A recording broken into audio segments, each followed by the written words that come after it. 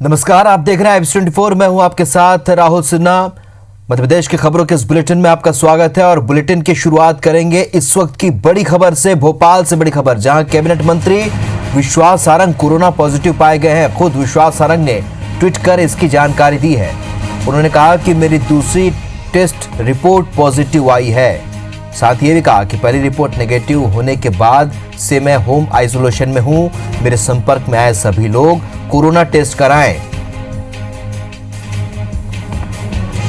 बड़ी खबर आपको बता रहे भोपाल से, जहां पर कैबिनेट मंत्री विश्वास सारंग कोरोना पॉजिटिव पाए गए हैं। खुद विश्वास सारंग ने ट्वीट करके इस बात की जानकारी दी है।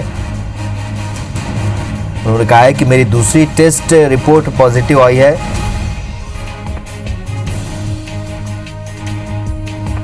नवीन सिंह हमारे सहयोगी फोन लाइन पर इस खबर पर जुड़ चुके हैं। नवीन, क्या जानकारी? विश्वास सारंग भी कोरोना पॉजिटिव आए। मध्य प्रदेश के चिकित्सा शिक्षा मंत्री हैं विश्वास सारंग, वो भी कोरोना संक्रमित निकले हैं। इसके पहले विश्वास सारंग ने एक टेस्ट कराया था, उसमें वो नेगेटिव निकले थे, लेकिन दोबारा जो टेस्ट कराया, आशंका उनको थी कि उनको संक्रमण हो सकता है, उनको तमाम तरीके की दिक्कतें हो रही थी। उसके बाद जब दूसरा टेस्ट कराया तो उसमें उनका नतीजा जो है पॉजिटिव आया। उसके बाद खुद होम क्वारंटीन हो चुके हैं विश्वास सारंग, और उन्होंने ये भी अपील की है, ट्वीट किया है और तमाम अपने साथियों को संदेश दिया है कि उनसे जो भी सीधे तौर पर संपर्क में रहा है, जो भी इस बीच में पिछले कुछ दिनों में लगातार 4 से 5 दिनों पहले 4 से 5 दिनों के बीच में, तो वो अपना टेस्ट करा ले और अगर उसको इस तरीके की कुछ लक्षण है तो तुरंत टेस्ट करा के और होम क्वारंटीन हो जाए जब तक उसके नतीजे नहीं आते। तो विश्वास सारंग ने कहा कि जब मैंने पहला टेस्ट कराया था, जब मुझे ऐसा लगा, उसी दिन से वो होम क्वारंटीन है। पिछले 2-3 दिन से लगातार विश्वास सारंग दूरी बनाए हुए हैं लोगों से, और 3 से 4 दिन पहले भी हमारी मुलाकात उनसे हुई थी, लेकिन पिछले 2-3 दिन से लगातार विश्वास सारंग ने सभी से दूरी बना रखी है। और उनको इस बात का डर था कि उनकी वजह से कहीं आसपास के लोगों में या उनसे मिलने जुलने वाले लोगों से कहीं कोरोना का संक्रमण आगे ना फैले, इस वजह से उन्होंने खुद को आइसोलेट किया हुआ था। फिलहाल उनकी रिपोर्ट पॉजिटिव है। उन्होंने अपील की है कि उनसे जुड़े हुए जितने भी लोग हैं जो संपर्क में थे, वो अपना टेस्ट करा लें।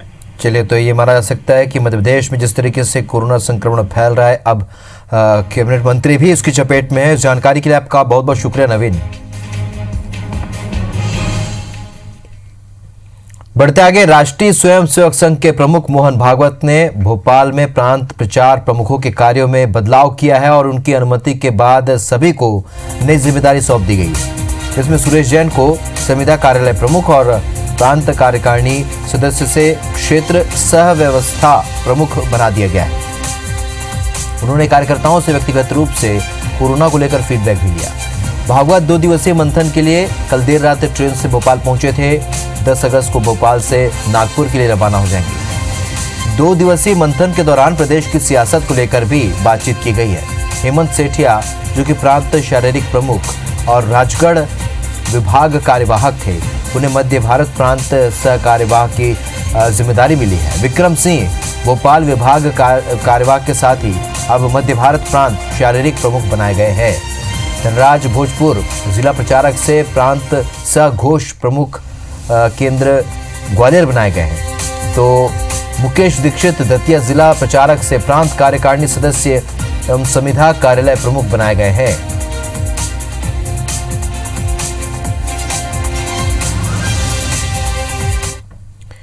तो मध्य प्रदेश के पूर्व मुख्यमंत्री दिग्विजय सिंह ने संघ प्रमुख मोहन भागवत को संघ की विचारधारा पर अडिग रहने के लिए उनकी तारीफ की है। दिग्विजय सिंह ने कहा कि वो संघ की विचारधारा का विरोध करते हैं क्योंकि वो बांटने वाली है, पर वो संघ प्रमुख मोहन भागवत का सम्मान करते हैं क्योंकि वो अपनी विचारधारा पर कायम है। भोपाल में इंटक के भारत बचाओ आंदोलन में शामिल होने पहुंचे दिग्विजय सिंह ने कहा कि ज्योतिरादित्य सिंधिया कांग्रेस छोड़कर बीजेपी में शामिल हुए। उन्होंने पूर्व विधायकों के नाम लिए बिना ही कहा कि मोहन भागवत ये भी बताएं कि जो लोग अपनी विचारधारा छोड़कर बीजेपी में शामिल होकर मंत्री बने हैं, उनको लेकर वो क्या सोचते हैं। पूर्व सीएम ने कहा कि भागवत इन लोगों को बताएं कि क्या यही राष्ट्रवाद है। उन्होंने उपग्रह बेचने के मामले पर केंद्र सरकार पर मजदूर विरोधियों ने आरोप लगाया। आपकी विचारधारा के विरोधी हैं और रहेंगे, क्योंकि आपकी विचारधारा मोहन भागवत जी समाज को बांटती है। लेकिन हम इस बात का आपको सम्मान करते हैं कि आप कम से कम अपनी विचारधारा पे अडिग तो हैं। हम उनका विरोध करते हैं जो अपनी विचारधारा बदल कर, पैसा लेकर दल बदल करते हैं। कम से कम उनके खिलाफ तो आप बात करिए। विश्व आदिवासी दिवस के अवसर पर आज मध्य प्रदेश के पूर्व सीएम कमलनाथ ने वर्चुअल सभा की, जिसके जरिए आदिवासी समाज को विश्व आदिवासी दिवस की बधाई दी। साथ ही आदिवासी समाज के लोगों से बात की और इस दौरान पूर्व सीएम ने कहा कि कांग्रेस सरकार में हमेशा से आदिवासी प्राथमिकता में रहे हैं। आज का दिन आदिवासी समुदाय की भाषा, संस्कृति, परंपरा, इतिहास के संरक्षण और विकास के लिए संकल्पबद्ध होने का है। आदिजन की नई पीढ़ी के विकास, उनकी संस्कृति बचाने में मदद के लिए, उनके उत्थान और विकास के लिए कांग्रेस हमेशा से ही वचनबद्ध है। वर्चुअल सभा में पूर्व मंत्री ओमकार सिंह मरकाम समेत कई आदिवासी नेता और विधायक शामिल हुए।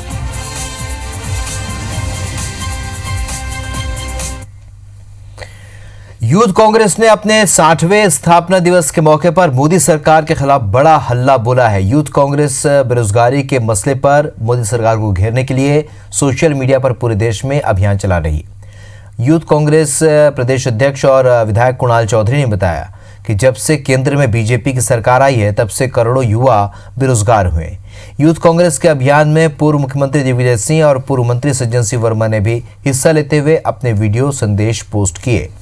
पूर्व मुख्यमंत्री और राज्यसभा सांसद दिग्विजय सिंह ने कहा कि मोदी जी ने वादा किया था कि हर साल 2 करोड़ लोगों को रोजगार देंगे, लेकिन हुआ क्या? हुआ उल्टा। नोटबंदी और जीएसटी की वजह से करोड़ों बेरोजगार हुए। हालांकि बीजेपी भी मानती है कि कोरोना काल में देश में रोजगार के मसले पर संकट के हालात बने हुए हैं, लेकिन बीजेपी ये दावा भी करती है कि जल्द हालात सुधर जाएंगे।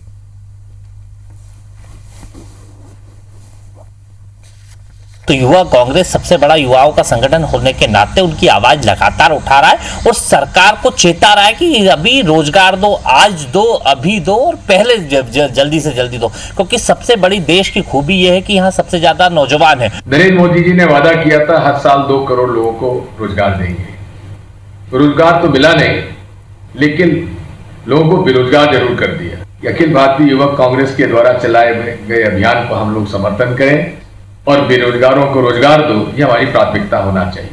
जिस तरीके से लगातार हम लोगों ने एमएसएमई के माध्यम से, स्वरोजगार के माध्यम से और अब आत्मनिर्भरता के माध्यम से रोजगार देने का हमने प्रयास किया है, उसमें हमें निश्चित रूप से सफलता मिलेगी और भारत जो है आधारभूत तरीके से मजबूत होगा। आजादी के बाद पहली बार मध्य प्रदेश में स्वतंत्रता दिवस यानी कि 15 अगस्त का जश्न फीका रहने वाला है। इसका कारण प्रदेश में तेजी से फैल रहा कोरोना संक्रमण है। सरकार ने इस बार स्वतंत्रता दिवस सीमित रूप से मनाने का फैसला लिया है। सरकार ने फैसला लिया है कि भोपाल में रहने वाले मुख्य समारोह में न तो बच्चे शामिल होंगे और न ही किसी तरह की रैली या झांकी निकाली जाएगी। मुख्य समारोह की तरह जिलों में भी 15 अगस्त के कार्यक्रम सीमित रूप से ही होंगे। यहां तक कि मंत्री भी जिला स्तर के कार्यक्रमों में झंडा वंदन नहीं कर सकेंगे। सत्ताधारी पार्टी बीजेपी का कहना है कि इस बार सार्वजनिक मर्यादाओं का पालन सभी को करना चाहिए। वहीं कांग्रेस का कहना है कि सरकार की ही लापरवाही के कारण ही आज प्रदेश में हर तरफ संक्रमण है और स्वतंत्रता के जश्न में भी इसका खलल पड़ रहा है।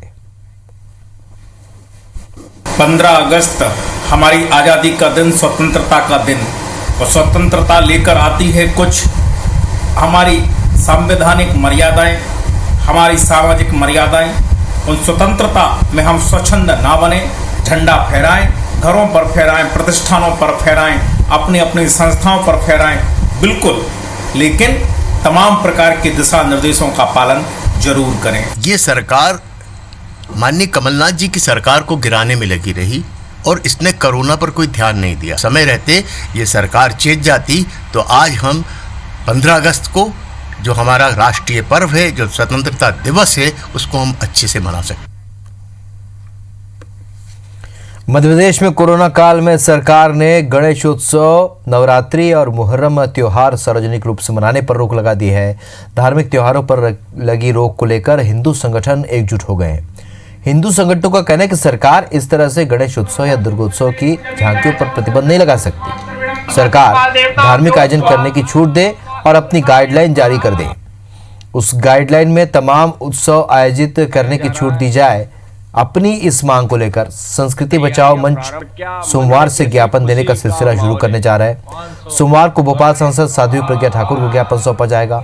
उसके साथ कलेक्टर, मंत्रियों के साथ मुख्यमंत्री को भी ज्ञापन दिया जाएगा। शासन के गणेश उत्सव नहीं मनाने देने के निर्णय का संस्कृति बचाओ मंच और भोपाल के समस्त गणेश उत्सव, दुर्गा उत्सव समितियां जो है विरोध कर रही हैं। माननीय मुख्यमंत्री जी से पुनः निवेदन है कि इस निर्णय पर पुनर्विचार करें और इसमें जो भी शासन गाइडलाइन तय करेगा उसका हम अक्षरशः पालन करेंगे। जबलपुर में शनिवार की देर रात से हुई झमाझम बारिश से निगम के दावों की पोल खुल गई है और शहर के निचले इलाकों में जल भराव होने से जनजीवन अस्त व्यस्त हो गया है। नदी नाले उफान पर हैं। गाजीनगर इलाके में सड़क पार करते हुए कई युवक नाली में गिर गया। लोगों ने बचाने की कोशिश की लेकिन पानी का तेज बहाव होने से युवक बह गया। सूचना मिलने पर मौके पर पहुंची पुलिस ने युवक की तलाश शुरू की। इधर बरेला के रनवे नदी उफान पर है। पुल के ऊपर से पानी बहने से आवागमन पूरी तरह से प्रभावित हो चुका है। इसके बाद भी कुछ लोग जान जोखिम डालकर पुल पार करते हैं। वहीं शहर के अग्रवाल कॉलोनी, अमानपुर, सुहागी, महाराजपुर समेत कई इलाकों में लोगों के घरों में पानी घुस चुका है। जल भराव से परेशान लोगों का कहना है कि निगम ने सड़कें तो ऊंची बना दी लेकिन नालों की सफाई नहीं की, जिससे बरसात में ऐसे हालात बन गए हैं।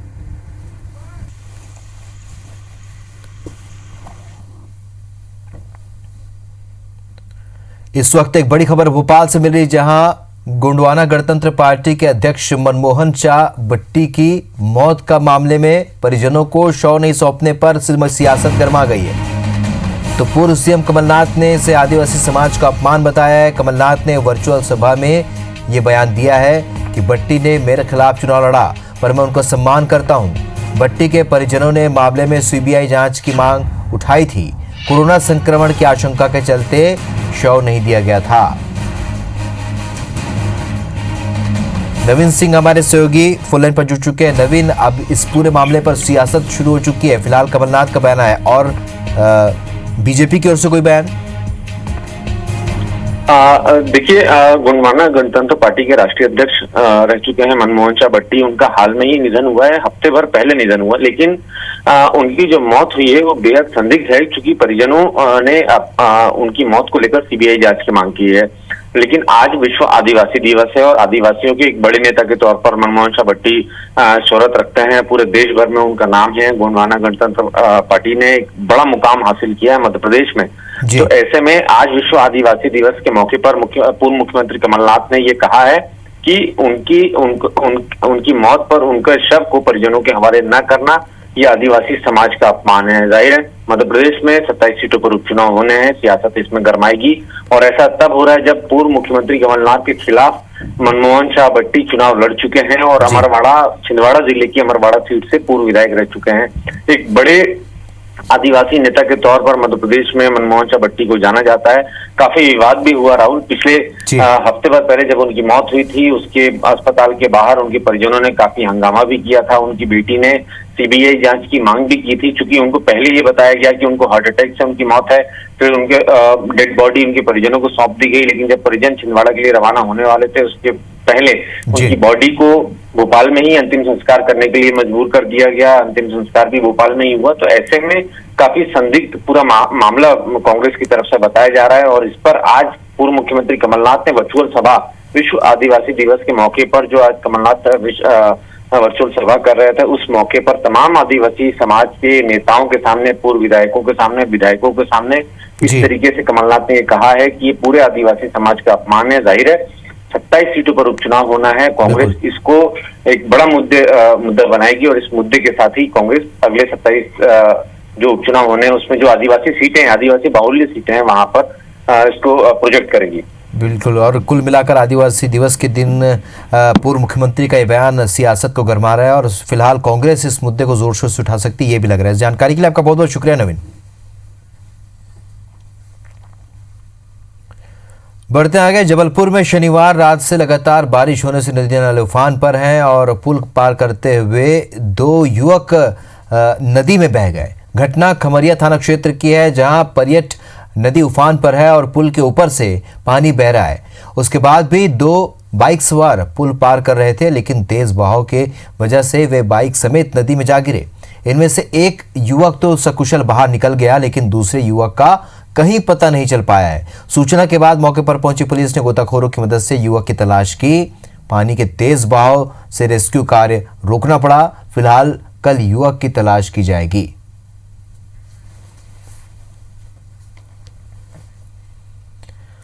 देपालपुर की तकीपुरा उप जेल में 4 कैदियों के भागने की कोशिश का एक मामला सामने आया, जहां 4 कैदी दीवार फांदकर जेल से भाग रहे थे। हालांकि ग्रामीणों की मदद से जेल प्रहरी से चारों को पकड़ लिया है और ग्रामीणों ने बताया कि आज सुबह करीब 6 बजे 4 कैदी दीवार फांदकर जेल से भागने की कोशिश कर रहे, जिसमें से 3 कैदी हाथ में पत्थर लेकर लोगों को धमकाते हुए बाहर निकल गए, जबकि चौथे कैदी को निकलते हुए जेल प्रहरी सुभाष चौधरी ने देख लिया, जहां ग्रामीणों की मदद से उसे पकड़ लिया गया। उसके बाद ग्रामीणों ने घेर कर करीब 1 किलोमीटर दूर अन्य तीनों को भी पकड़ लिया और जमकर पिटाई लगाई। कोरोना की वजह से इन कैदियों को महू जेल से देपालपुर उप जेल ट्रांसफर किया गया है।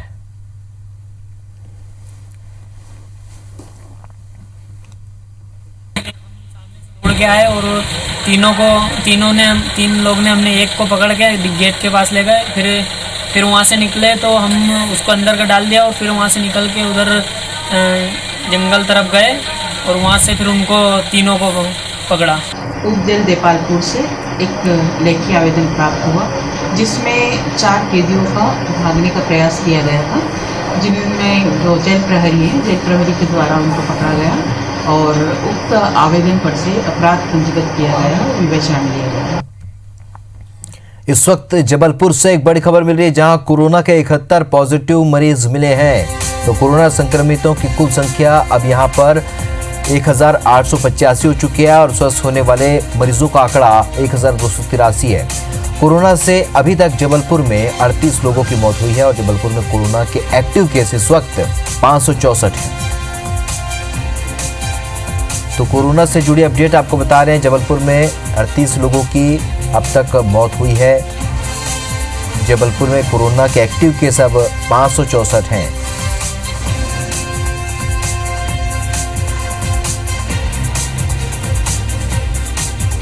तो कोरोना के 71 पॉजिटिव मरीज मिले हैं जबलपुर में।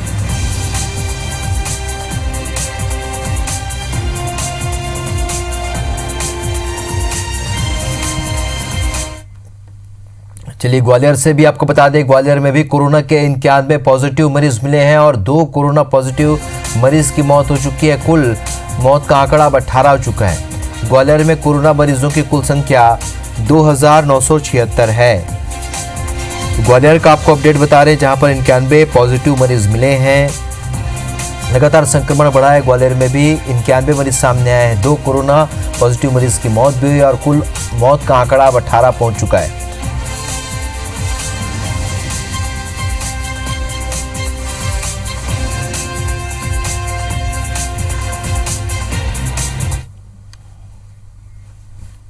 बढ़ते आगे, भोपाल में यातायात की बिगड़ी दशा सुधारने के लिए 8 साल पहले 12 आदर्श मार्ग बनाने की घोषणा हुई थी और हर विधानसभा क्षेत्र में 2 आदर्श मार्ग बनाए जाने थे, लेकिन 8 साल बीतने के बावजूद एक भी आदर्श मार्ग नहीं बन पाया। हालांकि गोविंदपुरा विधानसभा क्षेत्र के जेके रोड और हुजूर विधानसभा के बैरागढ़ में इसका काम भी शुरू हुआ है, लेकिन ये योजना भ्रष्टाचार और खराब गुणवत्ता की भेंट चढ़ गई है।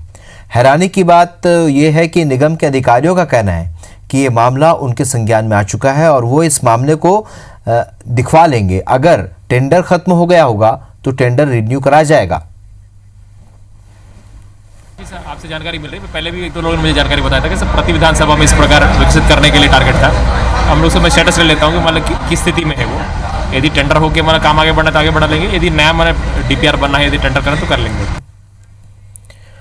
जबलपुर में सालों से कचरे के पहाड़ में तब्दील रानीताल लैंडफिल साइट की जल्द ही तस्वीर बदलने वाली है। स्मार्ट सिटी मिशन योजना के तहत अब यहां अनेक सुविधाओं से लैस गार्डन बनेगा। इसके लिए 20 करोड़ की राशि स्वीकृत कर ली गई है। रानीताल तालाब सहित आसपास के करीब 16 एकड़ क्षेत्र को संवारा जाएगा, जिसके पाथवे पर लोग सुबह शाम सैर सपाटे के साथ ही खाने पीने का लुत्फ भी उठा सकेंगे। इसके लिए प्रशासनिक स्तर पर तैयारियां तेज हो चुकी हैं। डिटेल प्रोजेक्ट रिपोर्ट बनाई जा रही है, जिसके बाद स्मार्ट सिटी बोर्ड की बैठक में इस प्रस्ताव को रखकर और भी फंड की मांग की जाएगी। दरअसल रानीताल लैंडफिल में 10 साल पहले तक पूरे शहर का कचरा डंप होता था, जिसकी वजह से शहर के बीचों बीच 30 फीट ऊंचाई तक कचरे का पहाड़ बन गया था, जिसकी बदबू से इलाके के लोग परेशान थे। हालांकि फिलहाल जल्द ही इसकी तस्वीर बदलने वाली है। प्रोजेक्ट है जिसको हम लेने वाले हैं, उसमें एक तो उस सॉलिड वेस्ट का हम ट्रीटमेंट करने वाले हैं और उस जगह का फिर ट्रीटमेंट के बाद समतलीकरण करके, चूँकि वो ग्रीन फील्ड एरिया है, ग्रीन बेल्ट है वो, तो वहाँ पे एक गार्डन डेवलप करके बाकी पब्लिक यूटिलिटीज़ और एमिनिटीज़ को डेवलप करने का प्लान है। मध्य प्रदेश की खबरों फिलहाल इतना, लेकिन ताज़ा अपडेट के लिए आप बने रहिए IBC 24 के साथ। नमस्कार।